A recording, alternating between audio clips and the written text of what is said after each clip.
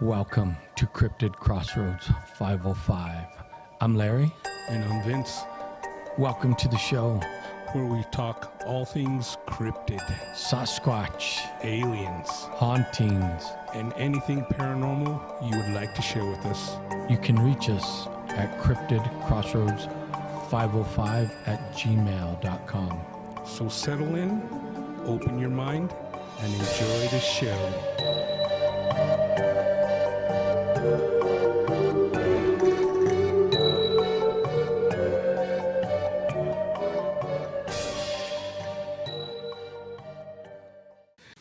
Hey, welcome to Cryptid Crossroads 505. And we are in the 505, and we're doing it once again. Give me a shout out, Vince. Hey everybody, welcome to the Cryptid Crossroads 505 studios once again. That's right.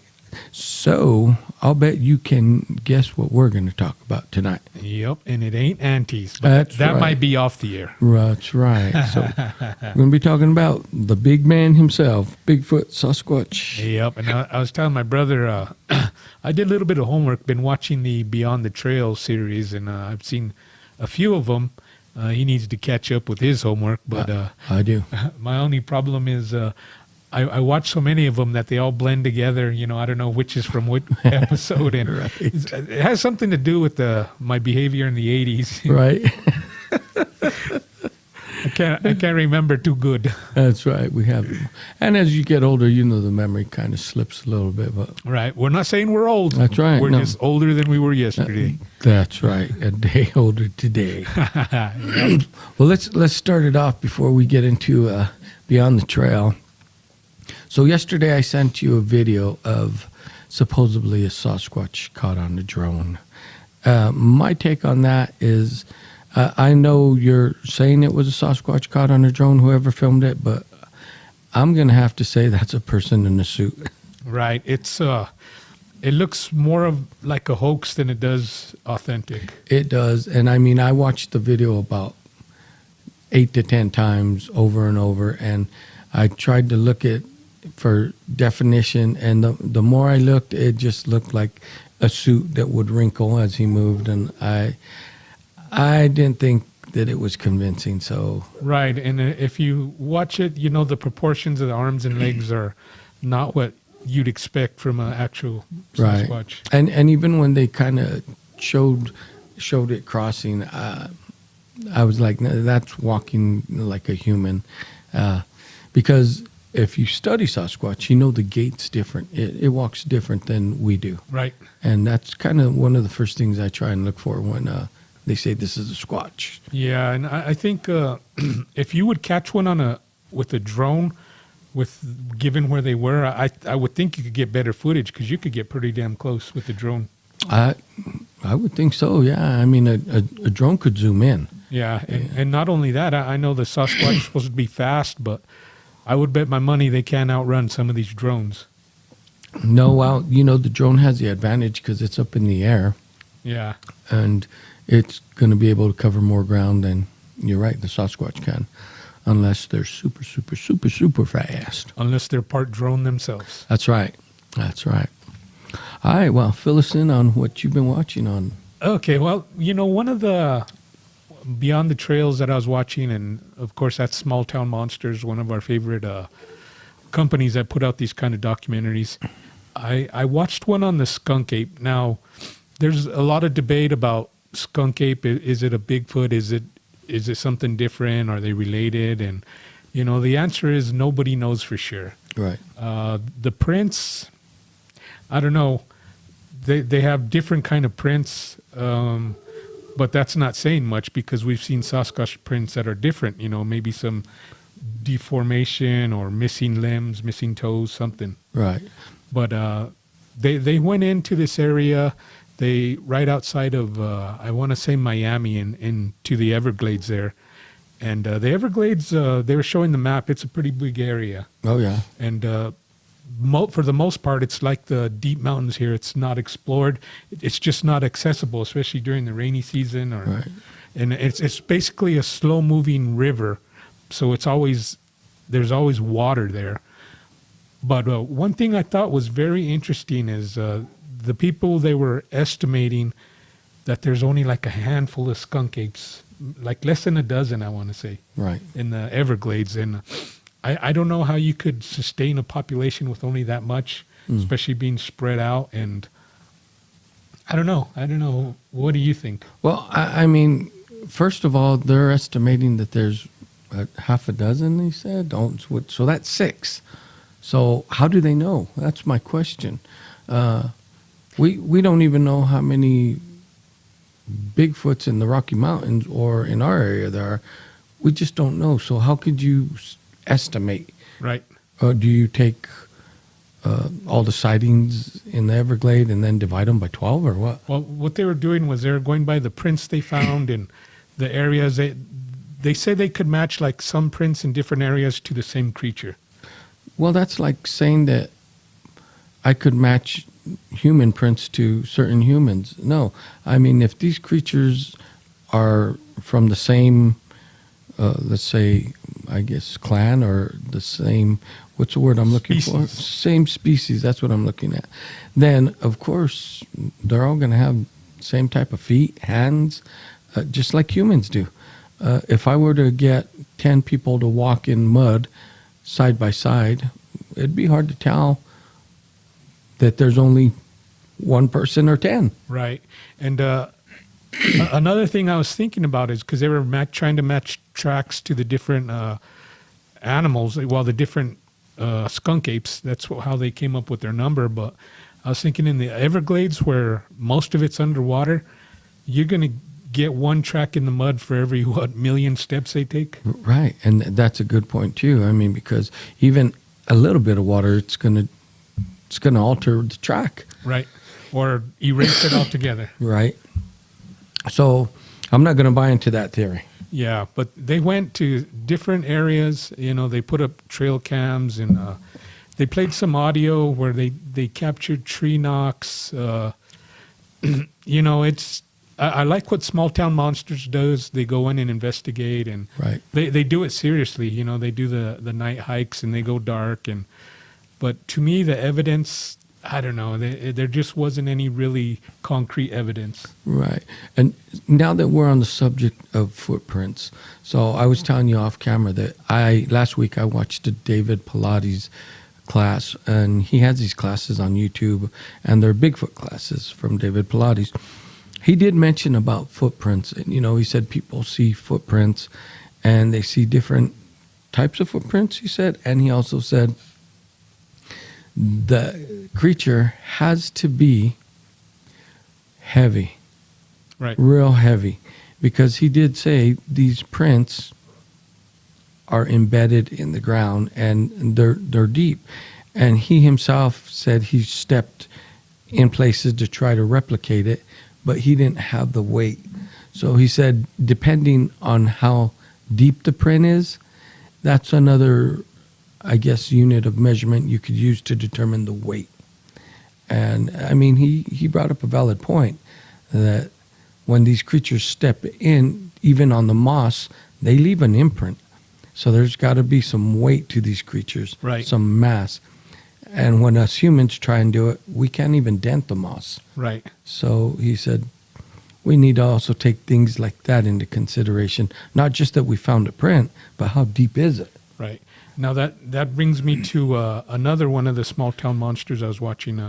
I can't exactly remember which episode, but they did find some prints. They call it a sand trap. Like when you're in the forest and you come across a patch of sand, Right. and it had been raining, so you know how sand will pack.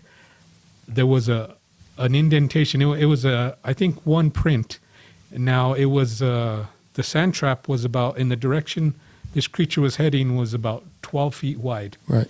So his gait must have been like at least 6 feet because there was only one print and he kept on going. Wow. But they tried, like you said, to replicate it, to put another print in there, and the sand was packed so hard that they couldn't. Right. So whoever did that, it was probably heavy, and with that, just one print in a 12-foot area, he might have been running too. Could have been. Yeah. Right. Because your stride will be a little longer than your normal walking gait. Right. He could have been running. And that's interesting. And I think I never looked at it that way until I heard David Pilates put it that way, and I'm like, oh yeah. So if you do come across prints, especially in dirt, you need to see how hard the dirt is and how deep that imprint is. Right. Because it does make sense. And everyone said, I've seen these creatures, and it was between 6 and 8 feet tall, and it looked like it weighed 1,000 pounds. And so we know these creatures, some of them are massive. Right, right. And if you find one good print, chances are there's going to be other prints, even if you can't find them at first. There's got to be some other sign of maybe the shrubbage being disturbed or Right. something. But that'll give you an idea of the stride. And just the stride alone, you know, what they do, we can't do, even if we long jumped. No, I agree. And you see these videos where people do find the stride and they try to replicate it, and they're like, no, I can't do it. And just like when they said, I seen this creature cross the road in 3 steps, but yet we try it, there's no way. Yeah. Yep. There's no way. So yeah, they do have a long gait if they're, you know, a full grown. Now I'm sure the juveniles we could probably walk like them. Maybe. Maybe. Yeah. But I'm sure even the juveniles are, I would imagine, weigh as much as a full-grown man or more. I'm sure. Right. And as they grow, their prints probably indent the ground more. Yeah. Yeah. Yep. And then there's also the mid-tarsal break that they're always talking about. Right. Because we usually push off with our toes, so we pile dirt in the front where they pile it more in the middle. In the middle. Yeah. That and the dermal ridges, you know. Right. That's the footprint, the fingerprint of the foot. Right. Yeah. So, I mean, it was interesting. Now, I do need to catch up on my Small Town Monsters documentaries, but I'm going to tell my brother to check out some of the David Pilates classes because he's pretty interesting. And everyone, if you know from the 411s, he's pretty thorough when he investigates because that's his background as a ex-detective or whatever he was.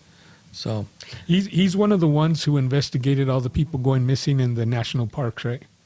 yes, that's him.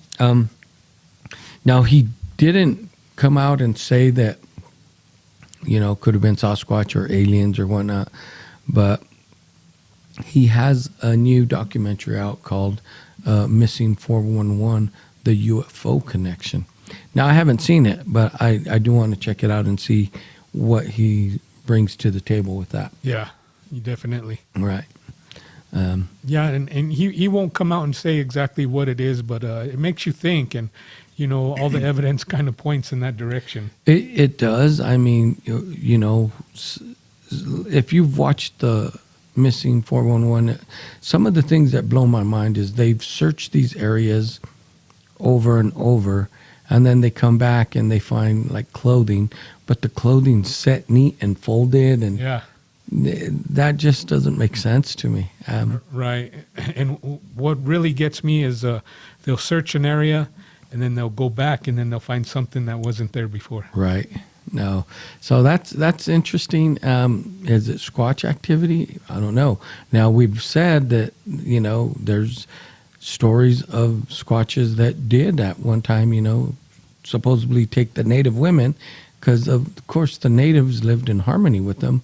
They weren't sedentary in houses like we are now. They were nomadic. They moved with the food supply, you know, until they started settling. And that's another thing David Pilates said. You know, he said, these tribes have been around longer than the white man on this continent, the United States. And he said, and their stories go back for generations and generations. And they talk about this creature even before it became known as Bigfoot. Right. And every tribe in this country has a name, a unique name for them. And every tribe has a tale about them. And in those tales, every tribe's tale tells of good encounters and bad encounters. So when you want to ask yourself if these creatures exist, he said, go back and look at the First Nations and see their stories. And he said, not everyone is out there telling fables. So, you know, there's got to be some truth to this. Right, especially since all these different tribes have similar stories, or at least of similar individuals. Right. And not only that, look at here in Albuquerque, we have the petroglyphs. There's pictures of a big man with big feet, Right. and alien crafts. Yeah. And who knows when those were drawn? Nobody does. And even in some of the cave dwellings that they find, it's the same thing. David Pilates talked about their like cave dwelling, the pictures in them, and it's in reference to not just a grown adult, juveniles and females, and like a family of Sasquatches were drawn on the wall by primitive man. So this creature, it does do exist. If you've seen it, you're one of the lucky ones. If you haven't, you're not getting out. Right. Now, I want to talk a little bit about another one of these small town monsters beyond the ridge I seen. I forget where he was. He was somewhere back east, maybe Ohio. But he went to this place where there's like a parking lot, like, where people could park and go hike. Right. And across the road, there's a river. And then beyond that, there's a little hill. And people say they come down that hill to drink and stuff. And he went there one night. And this was a good one. He was all alone on this episode. Right. So first thing I thought was, man, this dude, I give him kudos, just for Right. doing that. Just based on our experience. Or maybe he was drunk because that's the only time we do it. No, but so what he did was he pulled up in his car and he shut the engine off, rolled the windows down, and just stood there for a while, like maybe 15, 20 minutes. Get acclimated to the weather or whatever. Right. Then he got out and started heading toward the river, and he did hear stuff off in the distance, like a knock and a yell. And he went back to his car in that parking lot he parked in. There was a skull. I don't know if it was a deer. It looked like a small deer skull. Right. And he said, "How did I miss this?" Maybe when he left that area, maybe it was placed there. Right. Now, he didn't come out and say, "Oh, maybe a Bigfoot." He said it could have been a coyote running by and dropped it, or... Could have been, but most of the time when you see coyotes running, they typically don't have skulls in their Right, mouth. Right. But he would just, giving other possibilities, Right. But the only thing was this, he shot this episode right before Thanksgiving, so he was only there like a day and a half, and he had to go back and be with his family. But he said he was going to go back, but it was just kind of interesting because that spot he was at, there's been a lot of sightings, and just to go on your first night and hear something. Right. Yeah, that's pretty neat. Yeah, that's And pretty. he caught something on his thermal camera, but like I said, he couldn't even go back the next day to, do a size comparison or anything. Right. So I'm looking forward to him going back to that area. Right. Did he show footage of the thermal? Yeah. They showed it when he was out there taking it. He was recording it. Yeah. How You did could he? hear him talking. It's just something big behind a tree or something. Yeah, that's interesting. I'm gonna have to watch out. Yeah. There's a lot of good ones. Some of the Beyond the Ridge are very uneventful, but they do have good encounter stories when he talks to witnesses and stuff. Right. No, and that's one of the things that David Pilates said, that there's so many people out there that have an encounter story that just too many for it to be just totally tall tales that people are telling. Right. Now, we know just in our area here, where if you look at the sightings for, I guess, the Bigfoot, BFRO, if you look at their sightings, how they map them out, we do have sightings, but not as much as like the Pacific Northwest or some of the Northeast. But from the tales that are told from our part of the country, there's many encounters that do happen here too. Not just one in a blue moon. Right. Like we've talked in past episodes about the natives, their encounters. Right. And I want to say that there is more encounters here than reflects on the BFRO map, but I want to say the majority of them go undocumented, unreported. And we talked about that because the natives don't really like to speak about things like that. Right, right. Especially not to somebody they don't trust. Right. That would be us. Yeah, yeah. Yeah, but on that one episode where they're down in Florida looking for the skunk ape, they had something that was neat. Somebody down there made an app and it shows all the Bigfoot sightings in the area. Right. And I want to say it gives the dates and everything when he was spotted at each location.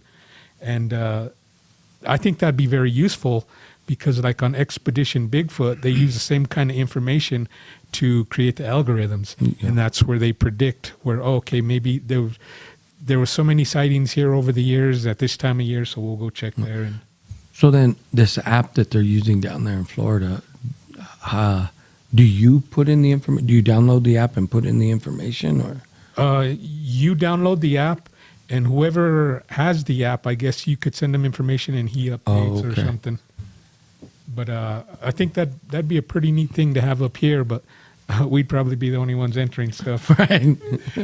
There'd be like 2 sightings Yep. in the past 20 years. Yep.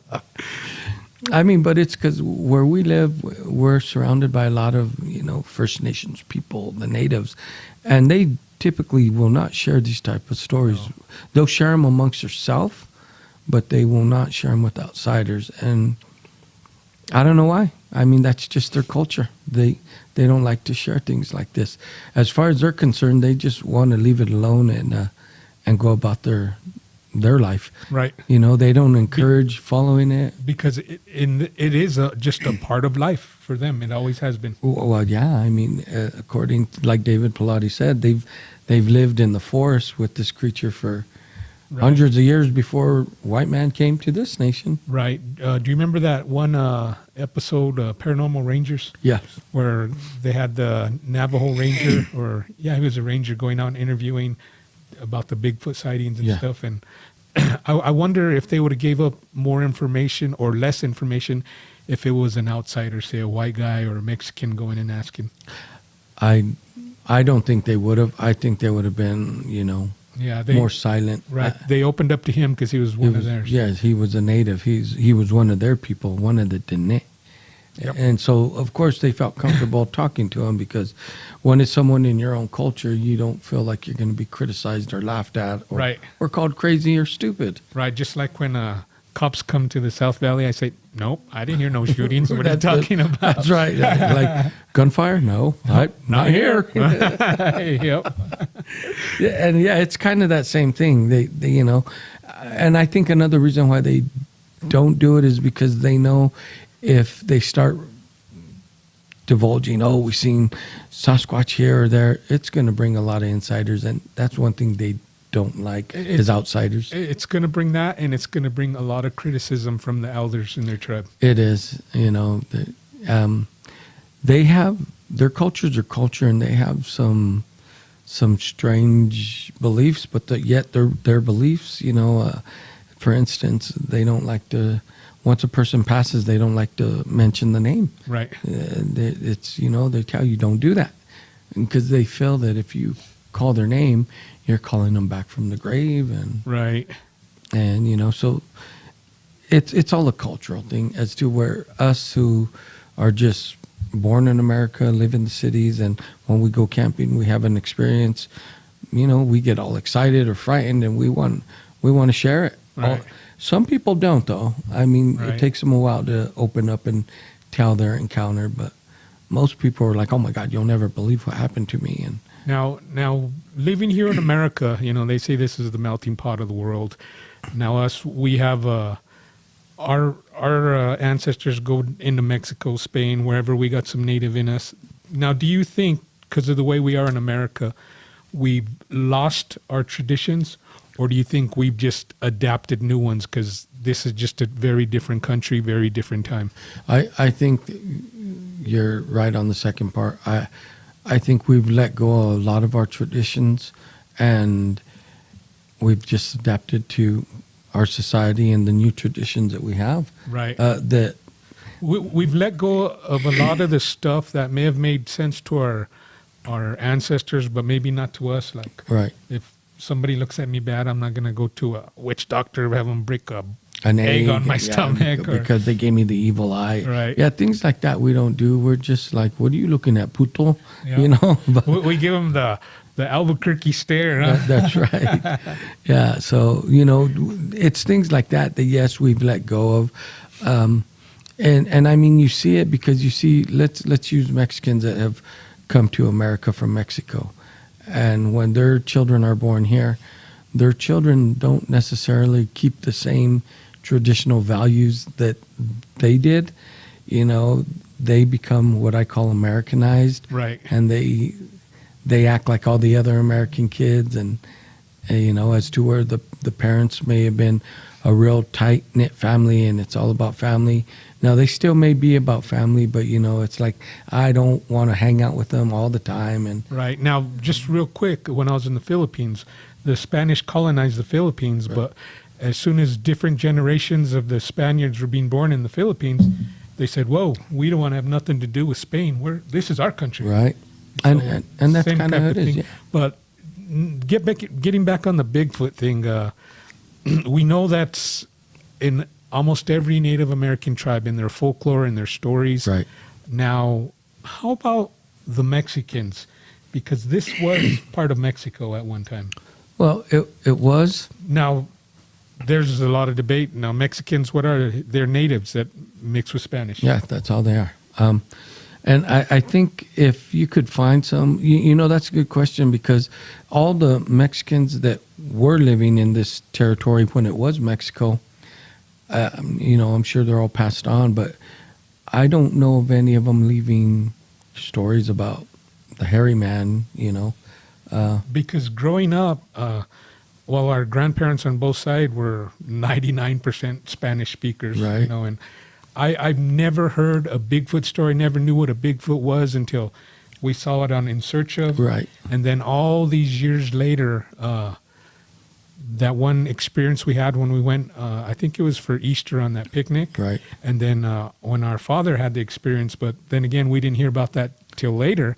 But other than that, you know, Bigfoot was just something we'd hear about once in a while on TV or something. Yeah, it was just something that you watched on In Search Of. Right. It was something that was real remote and not part of, you know, it's not where I live. Right. It's only up there wherever they filmed this movie. Right. But well, we have studied it more. We've looked into it.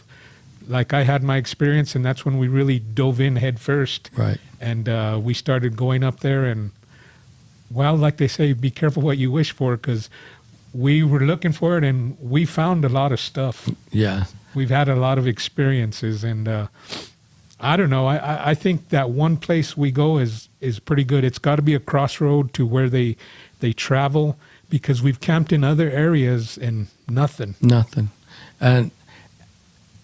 And it's just come to our attention since you've had your experience. So we've become more aware of our surroundings, I want to say. We pay more attention when we're out there. As like some people said, you go out there camping and that's not what you're out there for. So unless you have an up and close experience, that creature could be in a tree 10 feet away from you and you'd never know it. Right. And before this all happened, how many times have we been in the forest or camping and we've heard noises and we just dismissed it? Yeah, you dismiss it like, well, what was that? And you blow it off. Yeah. It's just an anomaly, something, a tree fell or what, something. Yeah. You know, you didn't really start to say, well, maybe. So maybe we'll be the first generations of Latinos that share this story with their kids. And my kids are like, no, I don't want to hear it no more. Right? They're like, you talk about it too much. Yeah, well, two of mine were with me, and my daughter, she's the gutsy one. She wants to go back. She's been back camping. Yes. And my son says, no, I'm not going. I'm done. Yep. Yeah.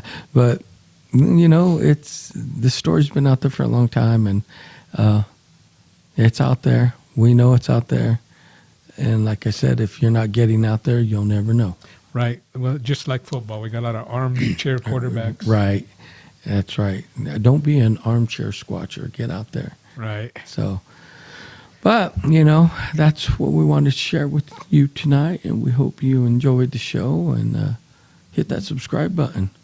Yep. And we're going to do some more homework and we'll be back. That's right.